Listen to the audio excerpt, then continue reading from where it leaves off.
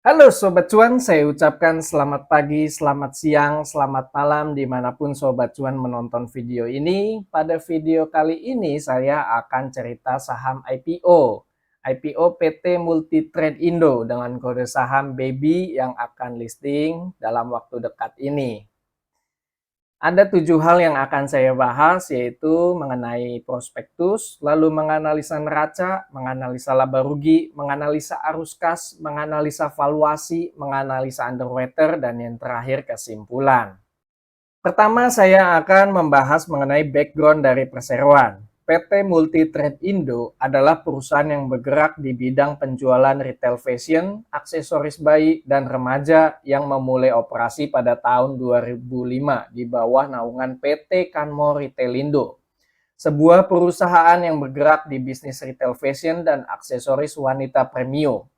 Gerai pertama dibuka di Mall Taman Anggrek pada tahun 2005 dan sejak itu perseroan terus membuka gerai lainnya di tahun berikutnya. Lalu pada tahun 2009, perseroan memperkenalkan Ginger Steps, toko pakaian anak yang berasal dari Filipina. Pada tahun 2013, perseroan juga memperkenalkan Justice, sebuah toko pakaian remaja awal dan juga meluncurkan platform online mothercare.co.id. Saat ini kantor pusat perusahaan berada di Jakarta, Indonesia. Dalam menjalankan kegiatan usahanya per November 2022, perseroan memiliki 118 gerai yang tersebar di seluruh Indonesia. Nah, Sobat Cuan bisa lihat di sini, ini adalah visi misi dari perseroan.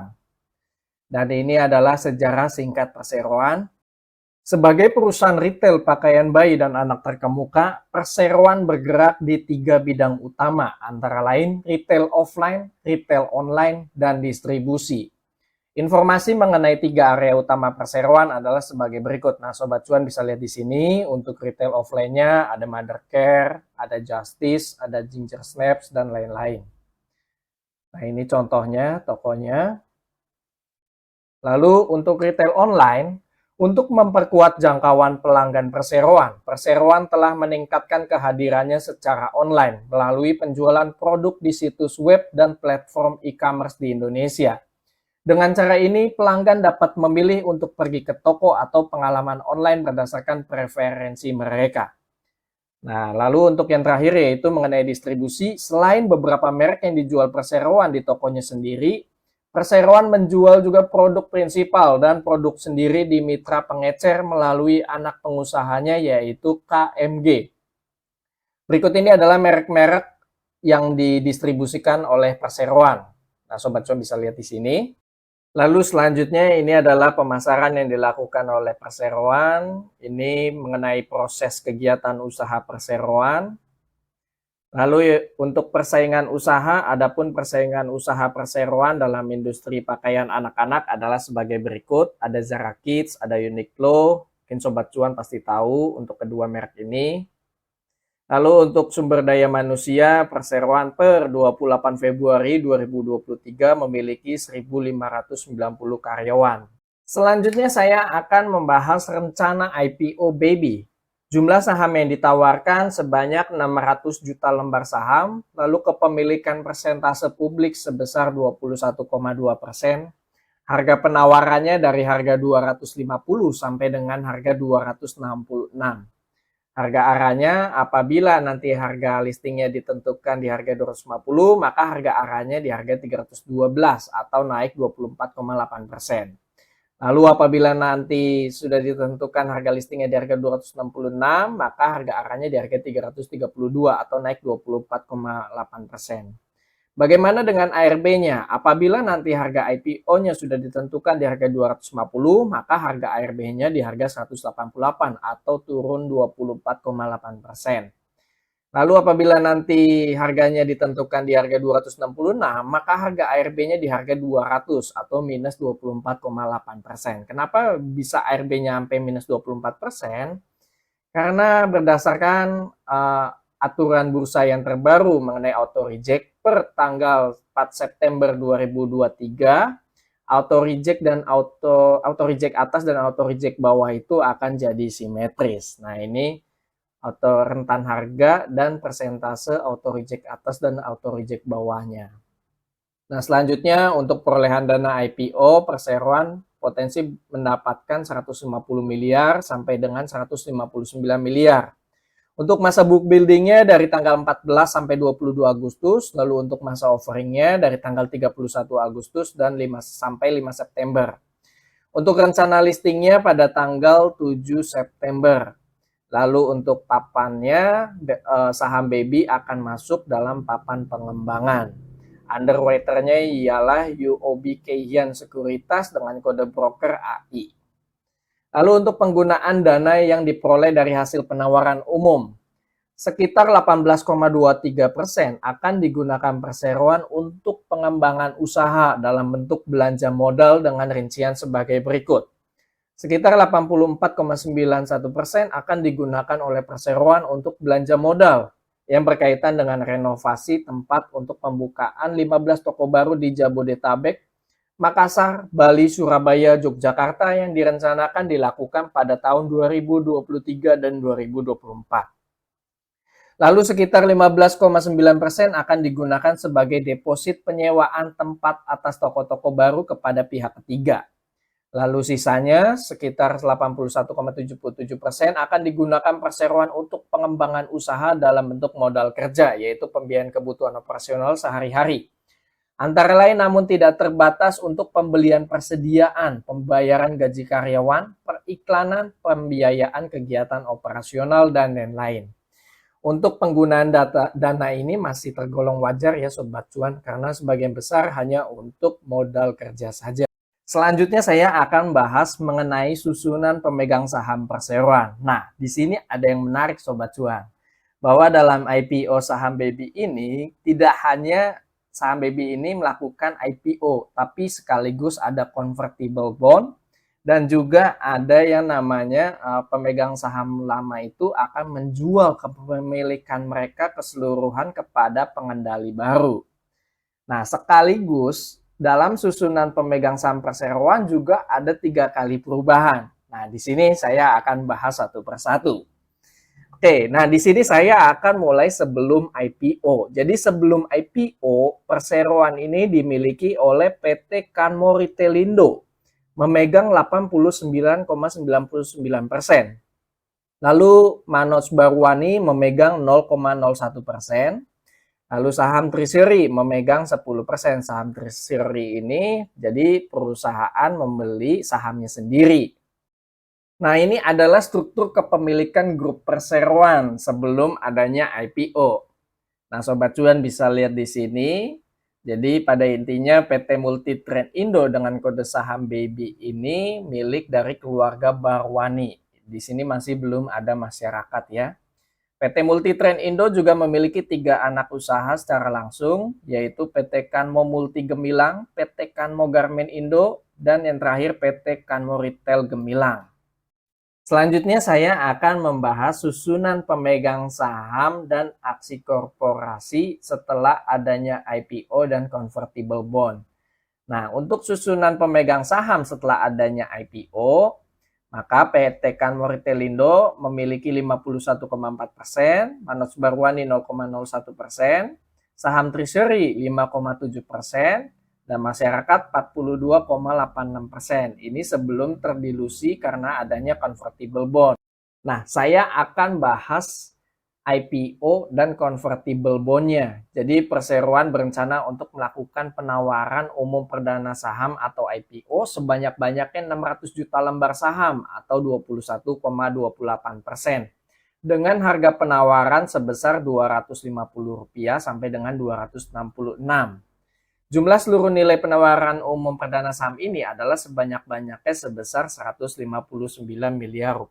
Selanjutnya saya akan membahas mengenai convertible bond. Bersamaan dengan penawaran umum, perseroan akan menerbitkan saham biasa dalam rangka pelaksanaan konversi convertible bond kepada BY.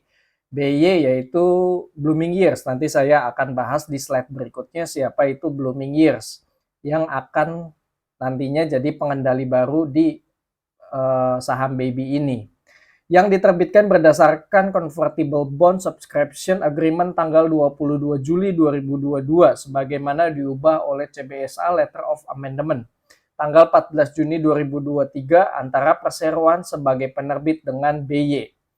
Adapun berdasarkan Convertible Bond Subscription Agreement, perseroan dan BY menyepakati bahwa perseroan akan menerbitkan convertible bond kepada BY dengan nilai 355 miliar rupiah yang akan dikonversi menjadi saham. Nah, di sini ya, yang akan dikonversi menjadi saham dalam perseroan yang mewakili kepemilikan sebesar minimal 50,01%. Setelah dilakukannya penawaran umum perdana saham dan pelaksanaan konversi convertible bond pada tanggal prospektus ini diterbitkan berdasarkan kesepakatan antara perseroan dengan pemegang convertible bond. BY akan mendapatkan sebanyak-banyaknya 1,42 miliar lembar saham yang akan diterbitkan oleh perseroan sebagai hasil convertible bond pada tanggal konversi, yaitu pada tanggal penjatahan dengan harga konversi sama dengan harga penawaran. Nah, nanti kita coba hitung ya, berapa sih harga yang didapatkan oleh Blooming Years dari hasil konversi convertible bond ini.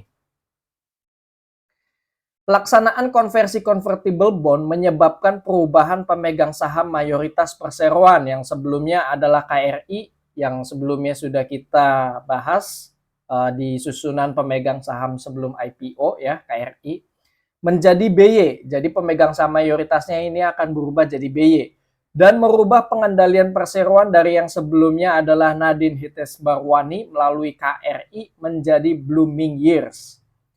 Nah, sampai dengan prospektus ini diterbitkan, penggunaan dana hasil pelaksanaan konversi convertible bond telah digunakan untuk membayar penuh dan menutup fasilitas pinjaman PT Bank HSBC dan PT BCA Tbk dan untuk modal perseroan antara lain pembayaran kegiatan operasional, pembayaran gaji karyawan, periklanan, dan pembelian persediaan. Nah, ini tujuan dari adanya hasil pelaksanaan konversi convertible bond. Nah, sebelumnya kita bahas bahwa perusahaan ini akan mendapatkan 350 miliar rupiah gitu ya dari hasil konversi convertible bond. Dan tujuannya untuk membayar pinjaman Bank HSBC dan BCA dan juga modal perseroan.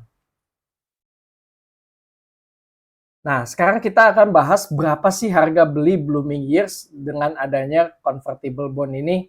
Tadi BY jumlah uang yang dikeluarkan sebesar 355 miliar rupiah. Lalu BY mendapatkan jumlah sahamnya itu 1,42 miliar lembar saham. Maka harga rata-ratanya tinggal kita bagikan saja jumlah uangnya dibagi dengan jumlah lembar saham yang didapatkan. Dapatlah harganya yaitu 250. Ini harga yang didapatkan Blooming Years untuk membeli saham atau menguasai saham baby.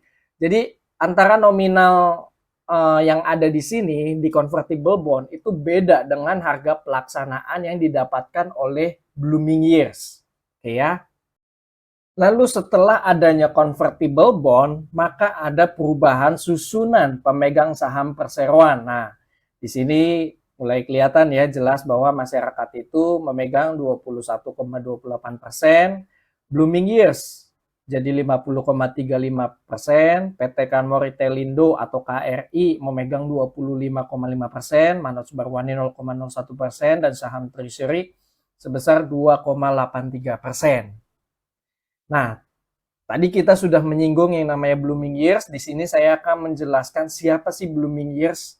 Sehubungan dengan pelaksanaan konversi convertible bond oleh Blooming Years berdasarkan Convertible Bond Subscription Agreement dengan harga pelaksanaan sama dengan harga penawaran umum, maka selanjutnya Blooming Years akan bertindak sebagai pengendali baru perseroan yang memiliki sekitar sebanyak-banyaknya 50,35% saham dari modal ditempatkan dan disetor penuh. Keterangan menjadi Blooming Years sebagai pengendali baru adalah sebagai berikut. Blooming Years adalah perseroan terbatas yang didirikan berdasarkan hukum Singapura dan terdaftar di Ten Boulevard, Marine Bay Financial Center, Singapura. Kegiatan usaha utama Blooming Years saat ini adalah bergerak sebagai perusahaan induk. Nah, ini susunan permodalannya, pengurusan dan pengawasannya. Lalu untuk hubungan afiliasi Blooming Years dengan perseroan.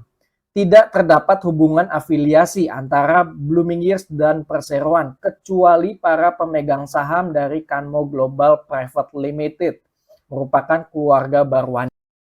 Nah, selanjutnya kita akan coba menelusuri siapa sih pemegang saham dari Blooming Years Private Limited yang mengkonversi convertible bond sebesar 355 miliar rupiah. Nah, Sobat Cuan bisa lihat di sini bahwa Blooming Years 49% ini dimiliki juga oleh Kanmo Global Private Limited, sedangkan sisanya secara tidak langsung ini dimiliki oleh perusahaan investasi besar dari Bahrain, yaitu Investcorp Holdings. Nah, Kanmo Global PT Limited ini juga dimiliki oleh keluarga Barwani. Jadi secara tidak langsung merupakan Blooming Years afiliasi dari keluarga Barwani. Nah, ini yang terakhir yaitu mengenai pelepasan kepemilikan saham pemegang saham perseroan. Jadi pemegang saham lama khususnya KRI atau PT Kanmo Retailindo dan Manoj Barwani ini akan melepas kepemilikan mereka kepada Blooming Years Private Limited. Sebelumnya kita sudah bahas susunan pemegang saham sebelum adanya IPO itu seperti apa. Lalu setelah adanya IPO susunan pemegang sahamnya seperti apa. Lalu kemudian adanya convertible bond susunan pemegang sahamnya itu seperti apa. Nah, ini yang terakhir yaitu adanya pelepasan kepemilikan saham pemegang saham perseroan. Jadi, setelah penawaran umum perdana, KRI dan Manoj Barwani berencana untuk melakukan penjualan saham milik masing-masing pihak kepada Blooming Years dengan harga penjualan sebesar Rp337,3 per lembar saham dan dilaksanakan dalam kurun waktu 10 hari kerja setelah tercatatnya perseroan di Bursa Efek Indonesia. Adapun performa kepemilikan karena transaksi tersebut menjadi sebagai berikut. Nah, ini sebelum adanya pelepasan kepemilikan saham, sebelumnya sudah kita bahas. Lalu setelah adanya pelepasan kepemilikan saham KRI atau PT Kanmo Retailindo dan Manoj Barwani, maka jadi sebagai berikut. Saham Treasury 2,84%, Blooming Years meningkat yang tadi 50,35% jadi 75,88%. Masyarakat masih tetap sebesar 21,28%. Nah, yang jadi pertanyaan ialah mengapa atau bisa jadi pertimbangan untuk Sobat Cuan juga ini kenapa dilepasnya itu setelah 10 hari tercatatnya perseroan di Bursa Efek Indonesia. Kenapa enggak sebelumnya gitu ya? Apakah ingin adanya short sale atau seperti apa? Mungkin ada pertimbangan lebih lanjut dari perseroan mengenai hal pelepasan kepemilikan saham pemegang saham perseroan. Selanjutnya saya akan bahas berapa sih rata-rata yang dimiliki dari Blooming Years di saham BB ini. Sebelumnya ada dua aksi korporasi yaitu convertible bond, BY atau Blooming Years ini membeli di harga 250. Lalu adanya pembelian saham dari KRI dan Manoj Barwani di harga 373. Maka setelah dihitung, BY ini membeli di harga 291. Yang artinya bahwa IPO ini sebenarnya merupakan hal yang menarik karena IPO yang ditawarkan kepada masyarakat itu dibawa dari harga pembelian BY. BY aja beli di harga 291, sedangkan masyarakat itu ditawarkan di harga 250 sampai dengan 266. Nah, hal inilah yang menjadi pertimbangan untuk Sobat Cuan, apakah ingin membeli saham BB ini atau tidak, gitu ya. Nah, lalu saya akan membahas mengenai pembatasan atas saham yang diterbitkan sebelum penawaran umum. Pada kesimpulannya ialah tidak terdapat pemegang saham yang memenuhi kriteria pemegang saham yang terkena pembatasan pengendalian saham sebagaimana termaktub pada peraturan OJK nomor 25 tahun 2017. Nah, jadi tidak ada pemegang saham yang dikunci atau tidak ada lock up period. Tapi berdasarkan surat pernyataan tanggal 9 Juni 2023, BY selaku calon pengendali perseroan menyatakan akan mempertahankan kepemilikan sahamnya sebanyak saham yang diperoleh berdasarkan pelaksanaan convertible bond yaitu sebanyak-banyaknya 1,42 miliar lembar saham. Sekurang-kurangnya 3 tahun setelah pernyataan pendaftaran menjadi efektif. Jadi BY ini akan mengunci saham yang dimilikinya selama 3 tahun tidak akan dijual atau tidak akan dialihkan. Seperti itu ya. Lalu bagaimana dengan KRI dan Manoj Barwani dalam 10 hari rentan setelah IPO? Apakah ingin menjual atau tidak? Dan itu masih belum tahu karena tidak ada lock up period untuk KRI dan Manoj selama 10 hari setelah adanya penjualan saham mereka, gitu ya. Berikut ini adalah susunan dari Dewan Komisaris dan Direksi Perseroan. Nah, untuk Dewan Komisarisnya ini ada juga dari Investcorp juga ya, masuk ke dalam saham Baby ini. Nah, ini adalah komisaris independennya. Ini untuk komisarisnya. Dan ini untuk jajaran direkturnya. Nah, sebelumnya kita sudah membahas prospektus. Selanjutnya kita akan menganalisa neracanya itu seperti apa. Oke, pertama kita akan menganalisa dari total asetnya terlebih dahulu. Nah, untuk total asetnya di sini dari tahun 2020 sampai dengan 2022 ini meningkat ya, yang tadinya 677 miliar jadi 760 miliar. Lalu per 28 Februari 2023 ini ada penurunan jadi 696 miliar rupiah.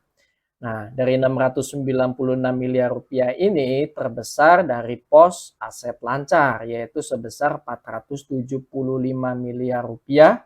Lalu jumlah aset tidak lancarnya yaitu sebesar 220 miliar. Untuk aset lancar BB-nya ini, di sini Sobat Cuan bisa lihat ya, ada penurunan. Dari yang sebelumnya 530 miliar, jadi 475 miliar rupiah. Nah, Sobat Cuan bisa lihat di sini, kas dan banknya ini turun ya dari 67 miliar jadi tersisa 11 miliar rupiah. Lalu untuk persediaannya ini meningkat tiap tahun ya 230 miliar, 250 miliar, 314 miliar, 400 miliar gitu ya untuk terakhir 28 Februari 2023. Nah, persediaan meningkat ini akan kurang baik apabila pendapatannya juga itu ikut turun. Kalau pendapatan turun, persediaan naik, apalagi perusahaan retail, berarti banyak barang-barang tertahan di gudang, tidak bisa kejual gitu ya, makanya persediaannya numpuk. Apalagi kalau ditambah dengan piutangnya itu makin lama makin besar, nah berarti mulai ada piutang yang tak tertagih. Kita lihat coba pendapatan untuk saham BB ini seperti apa. Nah, untungnya pendapatan BB ini selalu meningkat, jadi tidak masalah apabila persediaannya ini naik terus gitu ya. Tahun 2020 pendapatannya 600 miliar, 700 miliar, 900 miliar dan potensi untuk full year 2023 ini di atas dari pendapatan 2022 gitu ya. Nah, di sini kas dan banknya tadi sudah kita bahas, ada penurunan dari 67 miliar jadi 11 miliar. Ini dikarenakan penempatan pada BCA dan Mandiri ini turun. Dari yang tadi 40 miliar dan 20 miliar jadi tersisa 3 miliar dan 1 miliar. Nah, ini untuk persediaannya, Sobat Cuan bisa lihat di sini ya. Persediaan terbesar itu dari peralatan bayi dan aksesoris. Lalu untuk pakaian dan aksesoris ini turun dari 144 miliar jadi 80 miliar. Lalu untuk aset tidak lancar ini terbesar dari pos aset hak guna sebesar 134 miliar rupiah. Nah, aset hak guna itu apa? Jadi grup ini menyewa ruang toko, masa sewa berkisar 2-10 tahun. Kontrak sewa tersebut memenuhi kriteria di mana kontrak tersebut memberikan hak untuk mengendalikan penggunaan aset identifikasian selama suatu jangka waktu untuk dipertukarkan dengan imbalan sehingga dicatat sebagai aset hak guna dan liabilitas sewa. Maka saldo akhirnya sebesar 134 miliar rupiah. Nah, sebelumnya kita sudah bahas aset, sekarang kita masuk ke bagian liabilitas, utang dan kewajiban yang dimiliki oleh saham BB. Nah, untuk dari liabilitas ini ada penurunan ya, dari yang tadinya 500 miliar naik 575 miliar per 2021, lalu anjlok per 28 Februari 2023 jadi 310 miliar. Hal ini dikarenakan tidak adanya atau sudah tidak adanya pinjaman bank. Yang tadinya ada pinjaman bank sebesar 300 miliar per akhir tahun 2022 sudah tidak ada, 28 Februari juga sudah tidak ada. Nah, sebelumnya sudah kita bahas bahwa karena adanya convertible bond digunakan untuk pembayaran pinjaman bank. Maka dari itu jumlah liabilitasnya ini sudah anjlok gitu ya. Nah, dari 310 miliar ini terbesar dari jumlah liabilitas jangka pendek sebesar 198 miliar dan jangka panjang 111 miliar. Nah, untuk liabilitas jangka pendek ini pos terbesarnya dari utang usaha pihak ketiga sebesar 106 miliar rupiah. Nah, ini untuk pinjaman banknya sudah tidak ada dari Bank HSBC dan Bank BCA, dan ini untuk utang usahanya. Nah, Sobat Cuan bisa lihat di tabel laporan keuangan ini. Lalu adanya utang lain-lain terhadap liabilitas perseroan, yaitu dari PT Kanmo Retailindo 36 miliar rupiah. Pada tanggal 28 Februari 2023, utang lain-lain seluruhnya tanpa jaminan, tidak dikenakan bunga, dan dapat dibayarkan sewaktu-waktu serta didenominasi dalam mata uang rupiah. Nah, lalu untuk ekuitasnya ini sayangnya sebelumnya terus anjlok ya, dari yang tadi 163 miliar jadi 112 miliar, 59 miliar, lalu naik lagi jadi 390 miliar. Hal ini dikarenakan adanya obligasi konversi atau convertible bond senilai 355 miliar. Nah, untuk saldo labanya di sini sayangnya anjlok ya, dari yang tadi 153 miliar, 100 miliar, 68 miliar, 44 miliar, 39 miliar rupiah. Nah, saldo labanya ini anjlok dikarenakan laba rugi tahun berjalannya ini membukukan kerugian ya, dari tahun 2020 rugi 50 miliar, maka akan tergerus saldo laba dari perseroan. Nah, selanjutnya saya akan menganalisa laba rugi. Untuk penjualan sebelumnya sudah saya singgung bahwa penjualannya ini terus meningkat ya. Dari yang tadi 600 miliar, 700 miliar, 900 miliar, dan potensi di full year 2023 ini bisa mengalahkan pendapatan di tahun 2022. Nah, lalu pendapatan terbesarnya itu dari mana? Nah, pendapatan terbesar ini dari penjualan eceran. Selanjutnya saya akan membahas mengenai laba bruto. Nah, untuk laba bruto perseroan ini selalu positif ya, karena beban pokok penjualannya ini berarti tidak lebih besar dari pendapatan yang didapatkan. Untuk beban pokok penjualannya ini untuk perusahaan retail, selisih antara persediaan yang tersedia untuk dijual dikurangi dengan persediaan akhir tahun. Nah, kalau dilihat ini bebannya itu terbesar dari beban umum dan administrasi. Dari yang tadi laba bruto 74 miliar, dikurangin beban umum administrasi 64 miliar, beban penjualan 19 miliar, beban keuangan 1 miliar, dan lain-lain ini mendapatkan keuntungan 6,4 miliar, tapi masih membukukan kerugian untuk laba rugi sebelum pajak penghasilan sebesar 4,8 miliar rupiah. Nah, pada tahun 2022 ini bisa positif untuk laba rugi sebelum pajak penghasilan dikarenakan adanya pendapatan lain-lain. Yang sebelumnya 2020-2021 ini 49 miliar, tiba-tiba ada laba 100 miliar di tahun 2022 ini. Nah, nanti slide selanjutnya saya akan bahas untuk pendapatan lain-lainnya ini.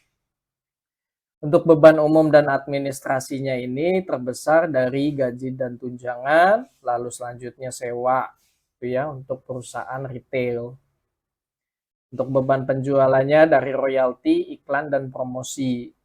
Untuk beban keuangannya, untungnya sudah tidak ada lagi ya dari bunga pinjaman yang biasanya ini tiap tahun bisa ada beban keuangannya, yaitu dari khususnya bunga pinjaman 2020 10 miliar, 13 miliar, 12 miliar. Berhubung sudah tidak ada lagi pinjaman bank, maka bunga pinjaman sudah tidak ada lagi.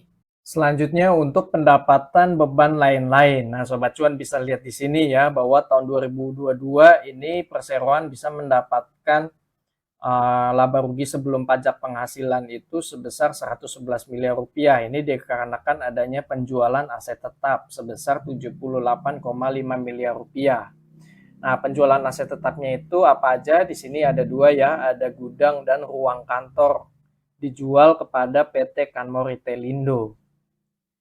Maka laba rugi bersih periode atau tahun berjalan per 28 Februari 2023, perseroan masih membukukan kerugian 5,1 miliar rupiah.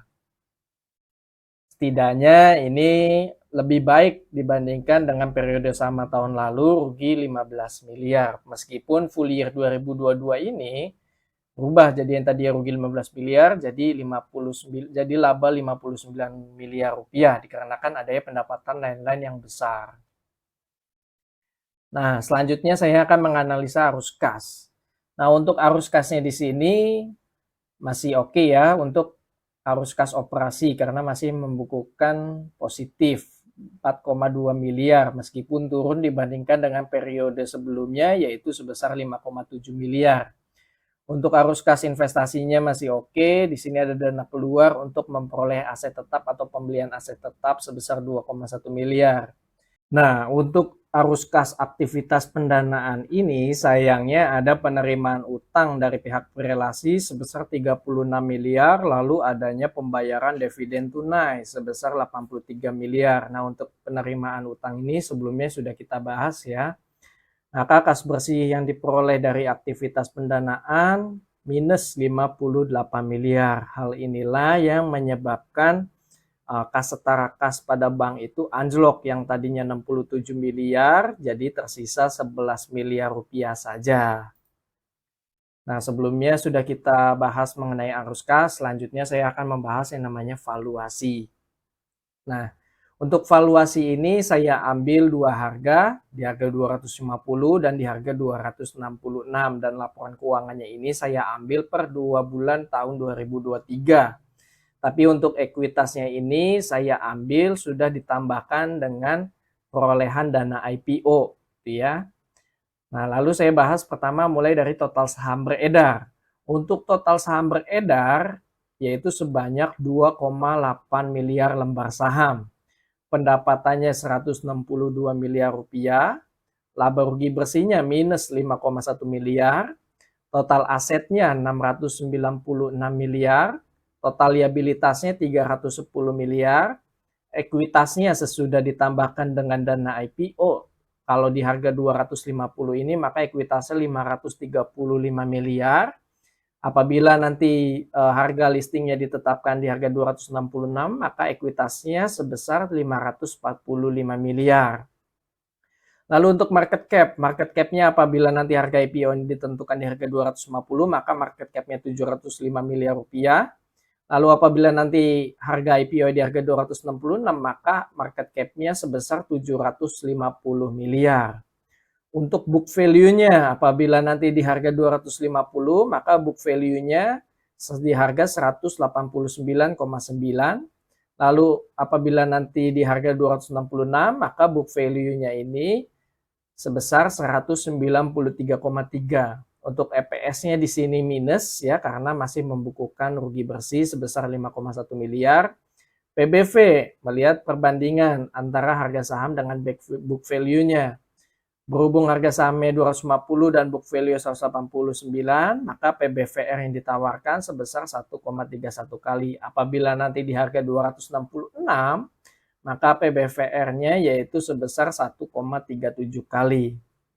Untuk PER-nya, ini melihat perbandingan antara harga dengan EPS-nya.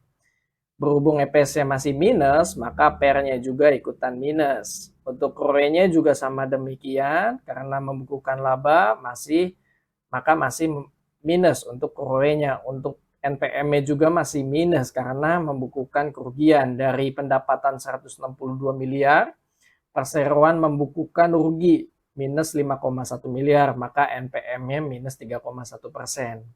Untuk DER-nya apabila nanti IPO di harga 250 dengan liabilitas 310 miliar, ekuitasnya 535 miliar, maka DER-nya sebesar 58%. Lalu apabila nanti di harga 266, maka DER-nya 56%. Selanjutnya saya akan menganalisa underwriter-nya.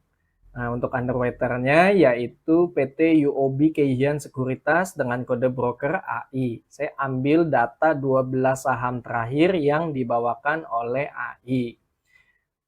Nah, di Sobat Cuan bisa lihat di sini bahwa opening itu sangat penting ya untuk Sobat Cuan yang ikut IPO karena hal ini merupakan hal yang krusial gitu ya, karena ada yang balapan tangan ataupun menggunakan trailing stop, apalagi kalau trailing stopnya ARB itu pasti sudah otomatis terjual gitu ya oleh sistem.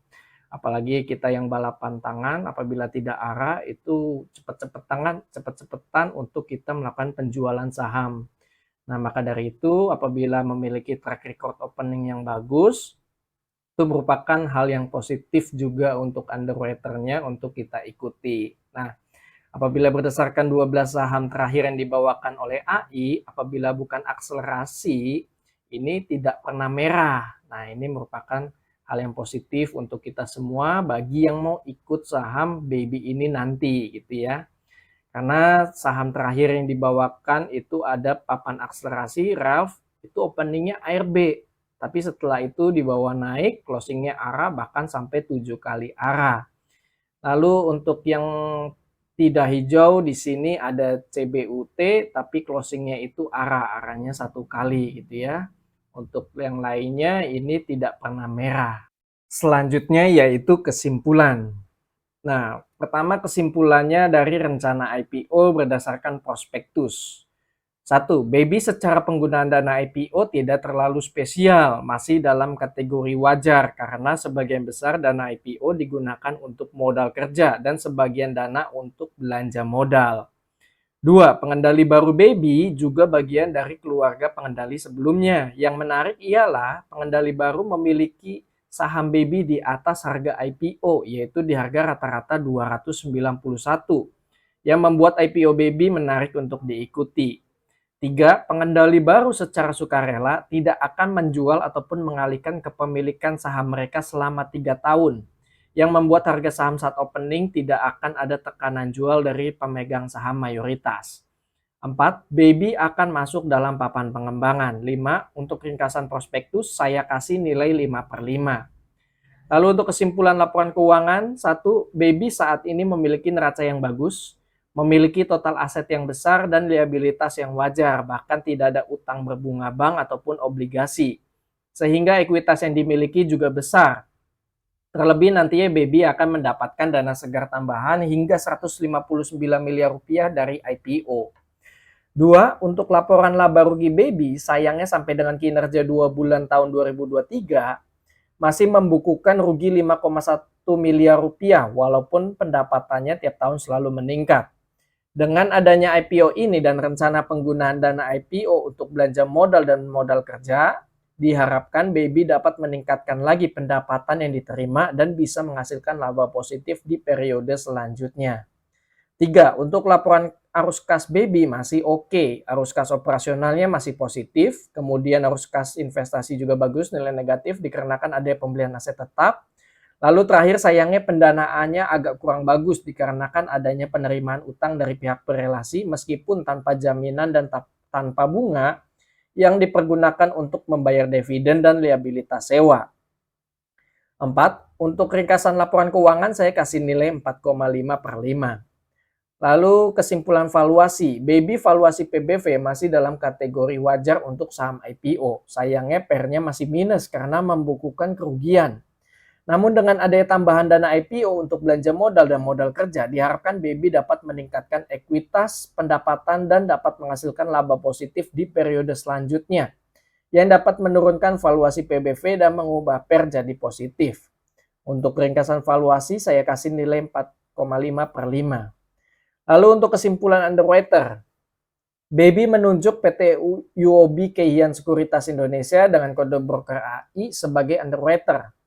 Secara historikal, IPO yang dibawakan oleh AI sangat bervariatif saat opening market di hari pertama. Akan tetapi berdasarkan historikal saham-saham terakhir yang dibawakan, saat opening harganya tidak pernah turun untuk saham yang bukan masuk dalam papan akselerasi. Hal inilah yang bisa jadi stimulus positif untuk Baby apakah rekornya masih bertahan untuk selalu hijau atau tidak. 2. Untuk ringkasan random rater saya kasih nilai 4,5/5. Kesimpulan akhir, saya secara pribadi cenderung akan ikut IPO ini pada saat offering. Disclaimer on, video yang berisikan data dan atau informasi yang tersedia hanya sebagai bahan referensi dan edukasi.